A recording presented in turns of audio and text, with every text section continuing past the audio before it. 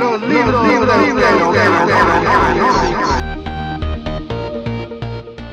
Hey, bendiciones en Cristo Jesús y en Santa María Siempre Virgen. Les habla Rodrigo Andrés Calvo, apologeta católico y miembro del movimiento Juan 23. El día de hoy tenemos un nuevo programa llamado Los Deuterocanónicos y es para poder explorar y entender mejor, cada vez mejor, las bellezas de la Biblia católica, la riqueza de la Biblia católica. Recuerden que los libros deuterocanónicos son, se les llama deuterocanon para diferenciarlos del canon de los fariseos, el canon fariseo de la Tanaj, del Antiguo Testamento.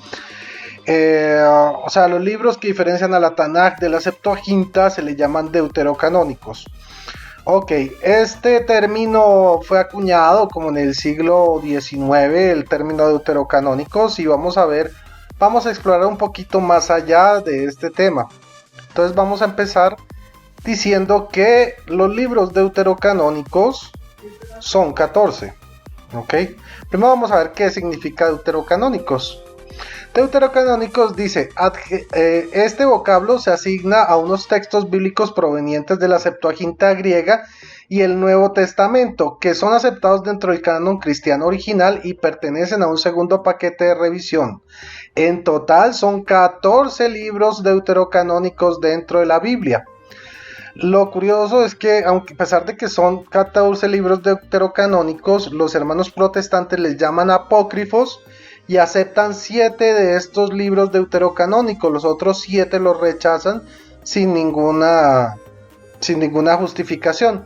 Los deuterocanónicos del Antiguo Testamento están ausentes de la Tanaj judía, porque los judíos, recuerden que una vez nacido el cristianismo y después de la destrucción del templo de Jerusalén, los judíos esenios que vivían en el desierto se volvieron cristianos, ¿sí? De la iglesia de Cristo, de nuestra iglesia. Algunos celotes también se convirtieron, como Simón el celote, que era uno de los seguidores o apóstoles de Jesús, Simón el celote, el cananita. Pero otros murieron en guerra, porque los celotes eran como los guerrilleros del siglo I que buscaban la independencia de Israel de sus captores, que en ese momento era el Imperio Romano. ¿Ok? Ahora, la Tanaj judía fue construida a finales del siglo I y posteriores por la secta de los judíos fariseos y saduceos, porque estos eran los únicos dos grupos de judíos que quedaban. Los otros ya habían desaparecido porque si bien o los habían matado o se habían vuelto cristianos. Pero estos se mantuvieron. Los saduceos eran los que administraban el templo y los fariseos eran como los fanáticos o protestantes de esa época, ya que no aceptaban la revelación, que rechazaban a Jesús, todo este tipo de cosas. Entonces ellos se unieron y sacaron la Tanaj, una versión depurada de la Septuaginta. ¿Ok? El prefijo griego significa, este es deuteros, ¿sí? Que significa segundo, y el adjetivo canon, que es canónico, la regla correcta. ¿Ok? Este es el segundo canon, por así llamarlo, ¿no? Los hermanos protestantes le llaman apócrifos, pero solo a 7 de los 14 libros deuterocanónicos, lo cual es curioso, como ya les había dicho. Apócrifo se entiende como algo supuesto, imaginado, presunto, fingido, atribuido, fabuloso, legendario, quimérico y fantástico. Se dice de un libro asignado a un autor sagrado que no está incluido, salvo que esta está incluida en el canon de la Biblia. Ok. Ahora, entonces, ya sabemos. Ellos le llaman apócrifos y aceptan 7 de los libros apócrifos, los otros no los aceptan. Ok, la Septuaginta surge por la diáspora judía. Resulta que por el año 605 a.C., el pueblo de Israel sufrió una dispersión, ¿sí? Lo que se conoce hoy en día como diáspora, si ese es el término, ¿sí? El rey Nabucodonosor conquistó a Jerusalén y llevó a los israelitas cautivos a Babilonia. Esa fue la primera diáspora, ¿sí? Pero también hubo otras diásporas. ¿Y qué pasó? Entonces, por ejemplo, en esa cautividad, que fueron llevados a Babilonia, que estuvieron en el exilio, el Señor se siguió manifestando a Israel poderosamente. Incluso cuando regresaron a Israel y fueron liberados por Sirio de Persia, mantuvieron la tradición, ¿sí? De la tradición judía, y eso lo podemos comprobar en los libros de los Macabeos, en primera y segunda de Macabeos. O sea, para nosotros y para todos los judíos que provenían de la Septuaginta, la revelación de Dios jamás se detuvo. O sea, desde que Dios pues creó a Adán y Eva, jamás paró o jamás se detuvo de manifestársela y de revelársela al hombre. Los protestantes, para eliminar este periodo histórico de 300 o 400 años en la Biblia, que ellos lo rechazan, entonces inventa una doctrina que se llama el silencio de Dios, o del Dios Jehová, que en realidad lo podemos llamar como la mordaza del diablo. O sea, la doctrina le puedes llamar o el silencio de Dios, que está mal dicho, y el nombre correcto sería la mordaza del diablo. ¿Por qué? Porque ellos dicen que Dios por alguna razón dejó de hablarle a su pueblo durante 400 años. Y que porque, bueno, que porque el último de los profetas es no sé quiéncito, pero la Biblia lo refuta porque el mismo Jesús dice que el último profeta era Juan el Bautista. Entonces, todo este cuento del silencio de Dios o de la mordaza del diablo, de que Dios o que el diablo hizo callar a 400 años a Dios, a Jehová, esto es una fábula. No, en la Biblia no dice que el Señor se iba a callar por 400 años, no hay ninguna profecía, ni Jesús ni los apóstoles dijeron que Dios se calló durante 400 años. Esto, por lo tanto, es parte de la mitología protestante, lo de la mordaza del diablo o el silencio de Dios. ¿Ok? Ahora, bueno, la Septuaginta, el relato, pues, de cómo se formó, ¿sí? Dice que Demetrio de Falerón, el bibliotecario de Ptolomeo II, quería unas copias de la ley judía para la biblioteca de Alejandría. La traducción se realizó a inicios del siglo III a.C. y se llamó la traducción de los 70, por el número de traductores que trabajaron en la obra. Comenzó con la Torá, tradujeron todas las Sagradas Escrituras, es decir, todo lo que hoy es conocido por los católicos como el Antiguo Testamento. Introdujeron también una nueva organización e incluyeron libros sagrados por ser más recientes. No estaban en los antiguos cánones, pero eran generalmente reconocidos como sagrados por los judíos. Se trata de 7 libros llamados hoy deuterocanónicos. Ok. Ya hablamos esto, lo de los celotes, los esenios, ok, entonces los celotes y los esenios se volvieron cristianos, ¿sí? Y mantuvieron la Septuaginta. De hecho, los esenios y los celotes siempre, desde el siglo I, mantenían la Septuaginta desde antes, pero, y por el otro lado teníamos la Tanaj farisea y saducea, que nació en el año 95 después de Cristo, o sea, Cristo no conoció este canon.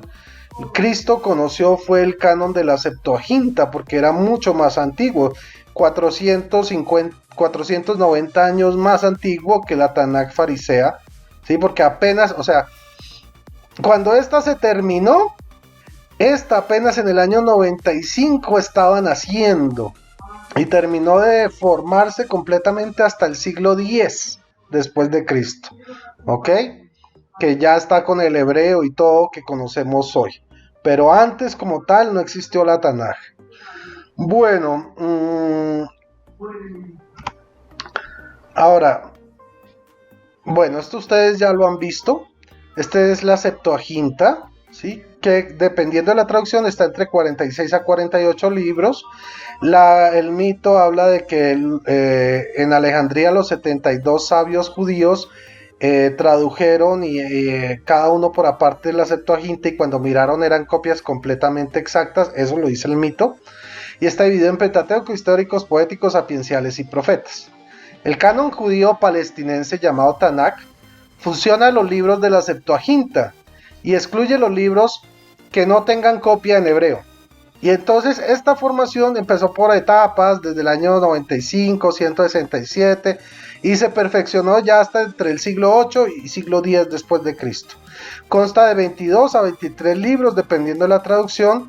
Fue traducida comenzó a hacerse o realizarse en Yamnia, en fabricarse por parte de los fariseos y saduceos. Y está dividida en ley, profetas y escritos, Torá, Nebim y Ketubim. ¿Ok? El canon católico romano, ¿sí?, del Antiguo Testamento es este mismo, que es la Septuaginta, pero la Septuaginta de 46 libros. ¿Ok? Ahora, si miramos la división, de aquí está hecha en Pentateuco, igual que acá, históricos, igual que acá, poéticos y sapienciales, igual que acá, profetas, aquí sí cambia porque aquí es profetas en general y aquí dividimos profetas mayores y profetas menores. ¿Ok? Miren que es muy distinta la división judía. Ahora, el canon protestante nace en 1826, el 3 de mayo. Es el mismo canon católico, pero le quitan 7 libros. Miren que tiene 39 libros.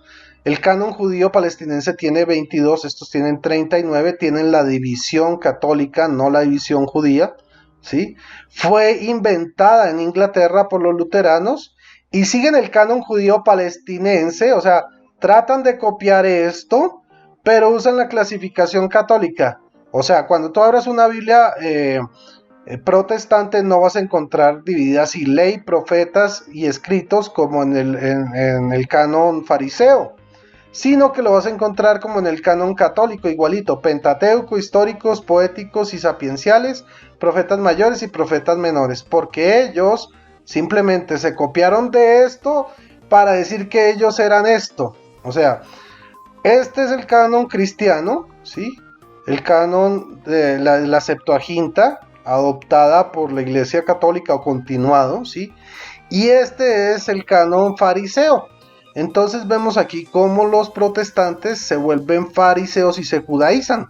Pablo nos advierte en el Nuevo Testamento que está prohibido judaizarse, pero ellos hicieron caso omiso a la recomendación de Pablo y se judaizaron.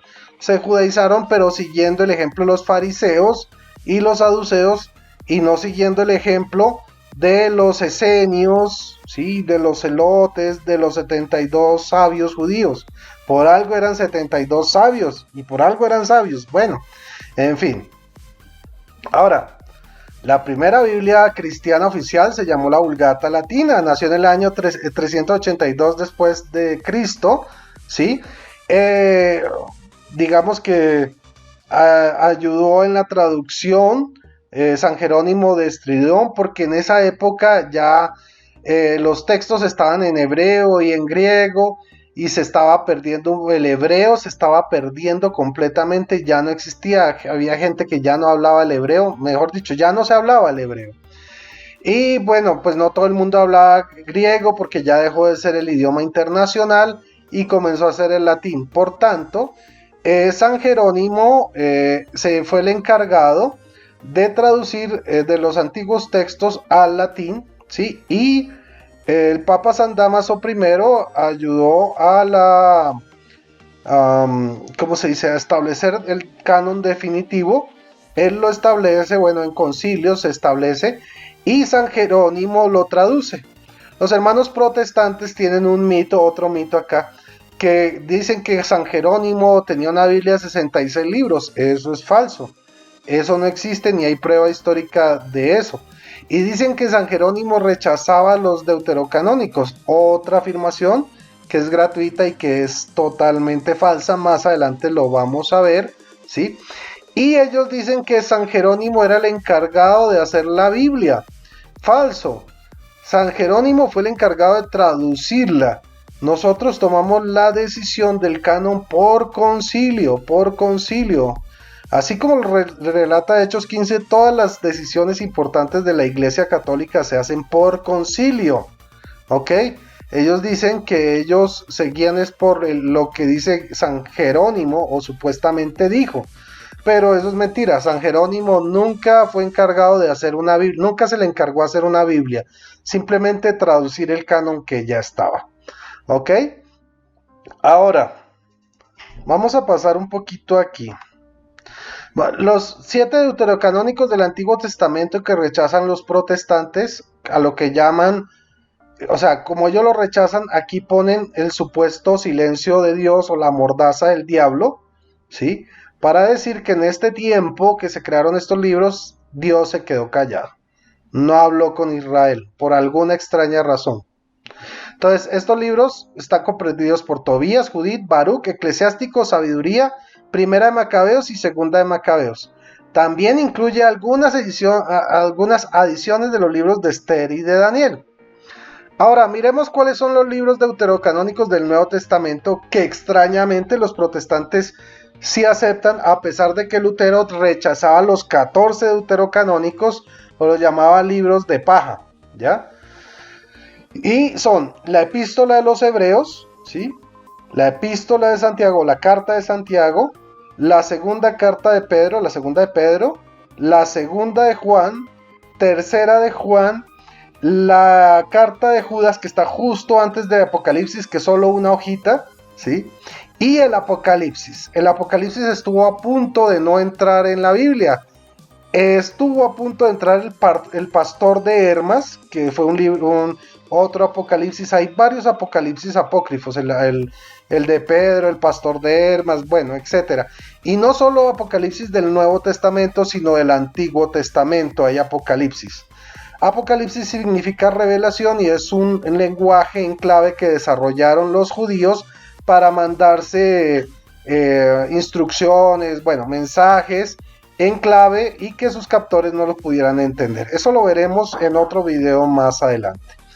Bueno, ahora ya viendo algo de la introducción de los deuterocanónicos, yo quiero mostrarles otro pedacito. Hoy vamos a mirar algo muy interesante sobre los deuterocanónicos. Vamos a hacer una pequeña comparación entre Segunda de Macabeos capítulo 3 y Pablo, y Hechos capítulo 9, ¿ok?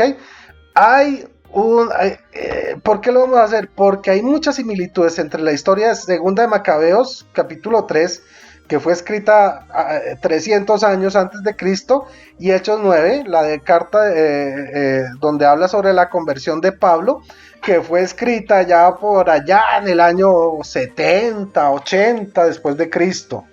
¿Ok? Entonces, entre estos dos documentos hay aproximadamente unos, ¿qué? Bueno, aquí está, vean. 125 a 65 antes de Cristo y esto entre el 60 y el 80. Hagamos la cuenta. Digamos que 125 más 80 son 200 años mal contaditos, 205 años antes de Cristo, o sea, este se escribió 205 años antes que este otro, que Hechos 9. Ahora miremos, aquí vamos a tener unos tópicos que son importantes tener en cuenta. Entonces, aquí tenemos el significado del nombre del personaje principal. El del personaje principal de aquí se llama Heliodoro. De origen griego, helio significa sol y doro, que significa don, obsequio, regalo. Aquel que ha sido agraciado con el don o el regalo de Dios. Eso es lo que significa. Ahora, el nombre de Pablo o Shaul, que era el nombre en hebreo antes de que él se cambiara a Pablo, a Shaulo, ¿sí? Shaul significa aquel que es deseado, o aquel que ha sido pedido, o aquel que es elegido. Ahora, en cuanto al cargo, miramos que en Macabeos, segunda de Macabeos, capítulo 3, Heliodoro el encargado de los negocios del rey Apolonio, ¿ok? Y en Hechos 9, Pablo era un fariseo reconocido, discípulo de Gamaliel. La misión de Heliodoro era confiscar los tesoros del templo de Dios, ¿ok? Del templo judío. Y la misión de Pablo era llevar a Jerusalén a los cristianos presos. Entonces vemos cómo Heliodoro perseguía a los judíos, pero Pablo, siendo judío o fariseo, perseguía a los cristianos. ¿Ya? Ahora, resulta que a ambos en los versículos 24 al 25 encontramos que Jesús aparece montado en un caballo con una armadura de oro. Jesús también aparece montado en este mismo caballo, un caballo blanco, ¿sí? En Apocalipsis, pero ya no lleva la armadura de oro, sino que lleva los vestidos blancos ensangrentados, o sea, enrojecidos por su propia sangre, así nos lo narra Apocalipsis, pero también aparece montado en el caballo. En Pablo dice que se apareció como una luz que viene desde el cielo envolviendo a Saulo, o sea, una luz que viene del cielo, listo. Aquí con la armadura de oro, entonces pues igual también podemos hablar de que ambos aparecen de manera brillante. Los acompañantes, ambos venían con acompañantes, ¿ok? Para hacer su misión. Los acompañantes de Heliodoro en el versículo 24 dicen que pasmados ante el poder de Dios se volvieron débiles y cobardes. O sea, vieron el poder de Dios y se les echó achí. En cambio, los que venían con Pablo también. Los hombres que iban con él se habían detenido mudos de espanto, versículo 7. Y aquí en el versículo 24 vemos que ambos se murieron del miedo al ver el poder de Dios. Ahora, la acción de Dios frente al personaje. Frente a Heliodoro, Jesucristo tumba a Heliodoro al piso con las patas del caballo y luego dos ángeles le dan golpes, versículos 25 al 27. En Hechos capítulo 9, Saulo cae en tierra por la luz de Dios que le rodea y el Señor lo interroga, versículo 5. Ahora, consecuencias para el personaje principal. Para Heliodoro, este ataque lo deja ciego y golpeado. Tiene que ser llevado por sus acompañantes, versículos 27 y 28. O sea, ya no se puede valer por sí mismo porque queda todo ciego, todo vuelto nada. Sí, y tiene que ser ayudado por sus acompañantes. En cambio, en Hechos 9, Pablo también queda ciego, sí, y tiene que ser llevado por sus acompañantes. Eso está en el versículo 8. La acción del personaje principal. Entonces, ante esta ceguera y ante esta situación, ¿qué es lo que hace Heliodoro? Heliodoro queda mudo y privado de toda esperanza de salvación, versículo 29. Y Pablo pasó 3 días ayunando, versículo 9. ¿Ok? De otra forma, o sea, mudo, o sea, callado, no hacía nada, pues él también no comía, pero oraba. El personaje secundario y el significado de su nombre. Ok. Entonces, a ambos aparece un personaje secundario. En Macabeos capítulo 2, versículo 3, es Onías, que es el sacerdote del templo. Y en Hechos 9 aparece Ananías, que es discípulo de Cristo en Damasco. Pero fíjense en esto tan interesante. El nombre Onías significa misericordia de Yahvé, ¿cierto? En 2 de Macabeos 3. Pero Ananías en Hechos capítulo 9 significa Yahvé es misericordioso. Entonces miren, Onías misericordia de Yahvé, Ananías Yahvé es misericordioso. Es prácticamente el mismo nombre. Misericordia de Yahvé y Yahvé es misericordioso. Ahora, acción del personaje secundario. O sea, el sacerdote Onías intercede por la mejoría de Heliodoro mediante un sacrificio, versículos 32 y 33. Mientras que Ananías le impone las manos a Pablo para que recobre la vista y quede lleno del Espíritu Santo, versículo 17. Entonces vemos cómo ambos, ¿sí?, oran, interceden para que se mejoren, para que recuperen la vista. Y el resultado final de la acción del personaje principal es que recobra la vista, la voz y la salud, ofreció sacrificio y oró largamente a Dios, y luego vuelve ante el rey dando testimonio de las obras de Dios, versículos del 35 al 40. O sea, se convierte y empieza a glorificar a Dios, se convierte y se recupera. Y Pablo también recobra la vista, se levantó, fue bautizado, ahí está la diferencia, fue bautizado. Este ofreció sacrificio, comió y se recuperó. Luego se puso a predicar a Jesús en las sinagogas, versículos 18 al 22. Entonces, como ustedes, a ver, bueno, hermanitos, como ustedes se pueden dar cuenta, hay una riqueza impresionante en los deuterocanónicos. Miren las similitudes entre Heliodoro y Pablo, entre Onías y Ananías, o sea, vemos cómo la acción de Dios se repite de una forma muy similar en personas muy distintas, 200 años después, y eso es lo hermoso de conocer los deuterocanónicos, de que nosotros tenemos la Septuaginta griega. Eso es lo bonito, que tenemos la revelación completa y podemos conocer más del amor de Dios a profundidad, cosa que nuestros hermanos protestantes no pueden tener. Espero que hayan disfrutado este primer programa de los deuterocanónicos y seguiremos adelante. Que el Señor los bendiga y viva Cristo Rey. Bye bye. Los libros